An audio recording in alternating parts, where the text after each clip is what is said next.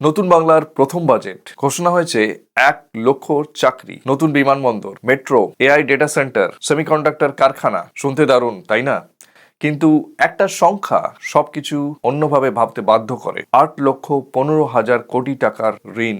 হ্যাঁ, এটা বাংলার মোট ঋণ আজকের দিনে। প্রশ্ন হলো যে বাংলা একসময় ভারতের সবচেয়ে সমৃদ্ধ ও শিল্পোন্নত অঞ্চলগুলোর মধ্যে ছিল, যে বাংলা একসময় ব্যবসা, শিক্ষা আর শিল্পের অন্যতম কেন্দ্র ছিল, সেই বাংলার আজ এই দুর্দশা কেন? এটা একদিনে হয়নি, এটা এক সরকারের সময়ও হয়নি। দশকের পর দশক ধরে নেওয়া সিদ্ধান্ত, শিল্পের পরিবর্তন, রাজনৈতিক পরিবর্তন এবং অর্থনৈতিক বাস্তবতার ফল আজকের এই বাংলা। আজকের বাজেট বুঝতে হলে আগে বুঝতে হবে এই পটভূমিটা। বাংলা কিভাবে সোনার বাংলা থেকে 8,15,000 কোটি টাকা ঋণের বাংলায় পৌঁছালো, সেই ইতিহাস আমি আলাদা ভিডিওতে বিশ্লেষণ করেছি। আমি স্ক্রিনে এবং নিচে দু জায়গাতেই লিঙ্কটা দিয়ে রাখছি, অবশ্যই দেখুন।